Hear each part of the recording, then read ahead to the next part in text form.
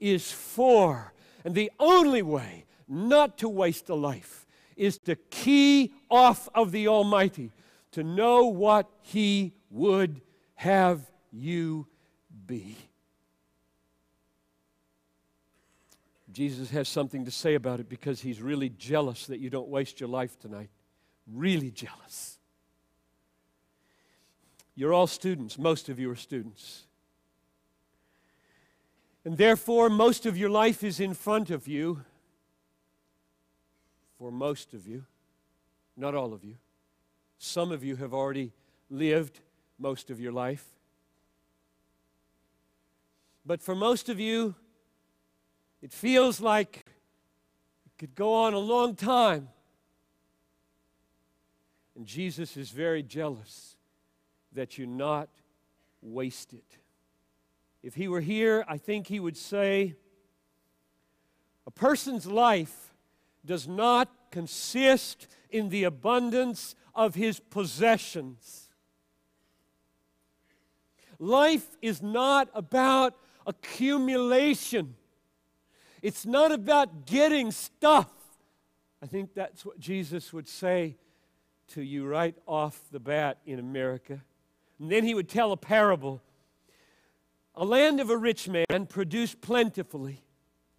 And he thought to himself, what shall I do? For I have nowhere to store my crops. And he said, I'll do this. I'll tear down my barns, build bigger ones, and there I will store all my grain and my goods. And I will say to my soul, soul, you have ample goods laid up for you for years. Relax, eat, drink, be merry. And God said to him, fool. I tell you, I don't ever want to hear that word addressed to me from God. Fool. This night, your soul is required of you. And the things you prepared, whose will they be? So it is with everyone who lays up treasure for himself and is not rich toward God. Oh, how jealous Jesus is tonight that you do not waste your lives. You have a gift, and it is called life, and it's not about accumulating things. This night, your soul may be required of you, and then whose will all those toys be? No sane person on his deathbed ever comforted his heart with his possessions that his life was well spent. So hear Jesus. If anyone would come after me, let him deny himself and take up his cross and follow me. For whoever would seek to save his life will lose it. And whoever loses his life for my sake and the gospel's will save it and not waste it. It is possible to waste your life. Few things make me tremble more at age 58 than wasting my life.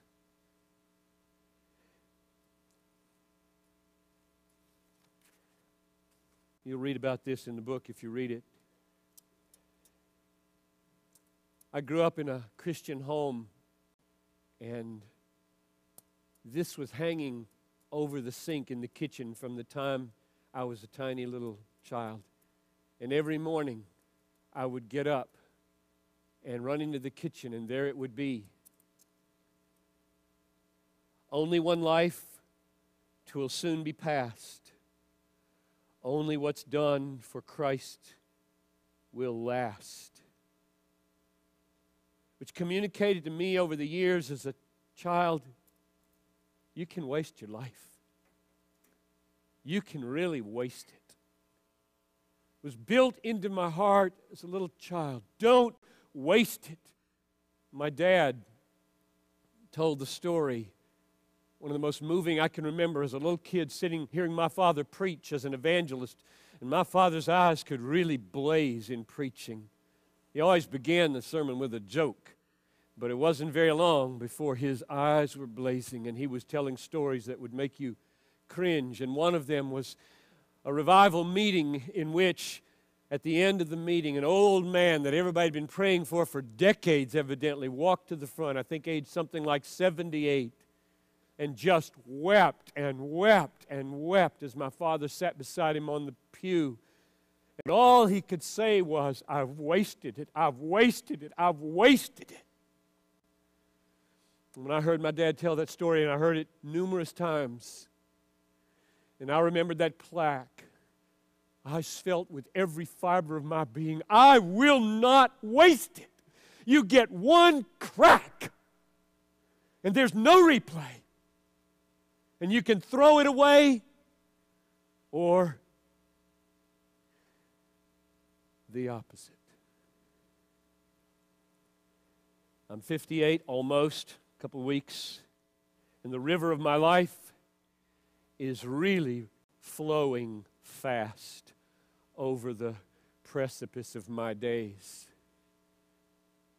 And I don't have any idea how long the Lord may give me. And my zeal not to waste my life is as alive today as it's ever been, perhaps more so because it feels so short before I stand before the judge, King Jesus, and give an account of my life. What a tragedy in America. This is one of the biggest tragedies in our culture, that billions of dollars are invested every year to get people my age to waste the rest of our lives. Billions of dollars invested to persuade us and lure us at any cost, it seems, to waste the rest of our lives. It's called retirement. And in some it goes like this: you've worked for it, now enjoy it. 20 years, perhaps, of play, leisure, ease, while the world, uncared for medically, uneducated, filthy water, poverty-stricken, unevangelized, sinks under the weight of healthy 65-year-old people playing bridge and shuffleboard and collecting shells and fishing and golfing their way into the presence of King Jesus. And you know what? You're going to join them unless at this stage in your life you make some very radical decisions, very radical commitments, very radical choices about where your treasure is. Do not assume you won't be sucked in, because every stage of your life in this Disneyland called America, there are powerful forces angling to get you to waste your lives. It will take a massive work of grace to rescue you from the clutches of this culture. For many of you are totally enslaved. And I pray on the way to being set free. So now the question